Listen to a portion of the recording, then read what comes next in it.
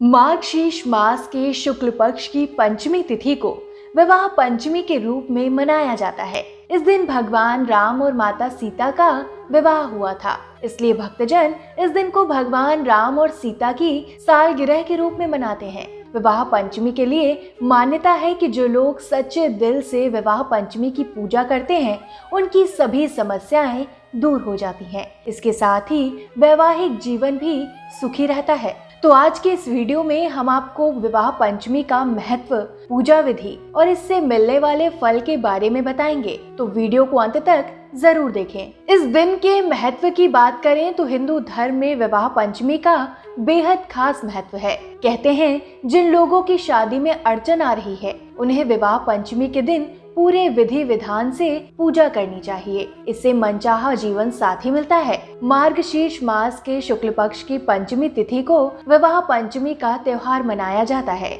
इस दिन भगवान श्री राम और माता सीता की पूजा करने से मनचाहे वरदान की प्राप्ति होती है और साथ ही सभी प्रकार की वैवाहिक समस्याओं का भी अंत होता है। इस दिन बाल कांड में भगवान राम और सीता जी के विवाह प्रसंग का पाठ करना शुभ होता है। साथ ही परिवार में सदैव सामंजस्य और खुशी का माहौल बना रहता है। विवाह पंचमी का मुहूर्त और पूजा विधि। 19 दिसंबर 2020 को विवाह पंचमी मनाई जाएगी। इस दिन पंचमी तिथि रात 2:22 से शुरू होगी, जो अगले दिन दोपहर 2:24 तक चलेगी। विवाह पंचमी वाले दिन सबसे पहले सुबह जल्दी उठकर स्नान करें और साफ सुथरे कपड़े पहन लें। इसके बाद श्री राम विवाह का संकल्प लें। अब भगवान राम और माता सीता की मूर्ति स्थापित करें। इसके बाद भगवान राम को पीले और माता सीता को लाल वस्त्र चढ़ाएं। अब बाल कांड में विवाह प्रसंग का पाठ करें। इस दिन बाल कांड में भगवान राम और माता सीता जी के विवाह प्रसंग का पाठ करना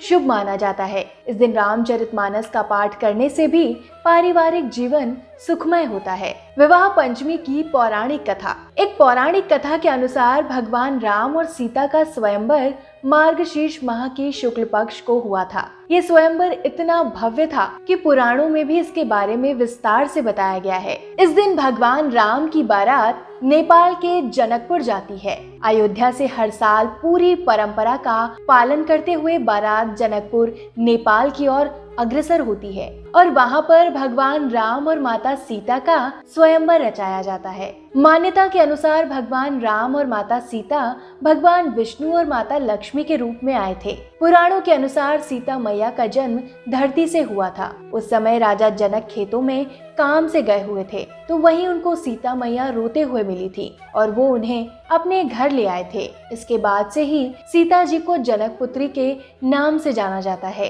एक बार माता सीता ने मंदिर में रखे भगवान शिव के धनुष को उठा लिया था, जिसे भगवान परशुराम के अलावा इस धनुष को किसी ने नहीं उठाया था। जनकपुर के राजा ने निर्णय लिया कि जो इस धनुष को उठाएगा उसी से अपनी बेटी का स्वयंवर रचाएंगे। राजा जनक ने स्वयंवर का दिन तय किया और इस संदेश को कई राज्यों में भेज दिया। इस स्वयंवर में महर्षि वशिष्ठ के साथ भगवान राम और लक्ष्मण भी दर्शक के रूप में शामिल हुए थे। कई राजाओं ने भगवान शिव के धनुष को उठाने का प्रयास किया, लेकिन कोई भी वो धनुष नहीं उठा सका।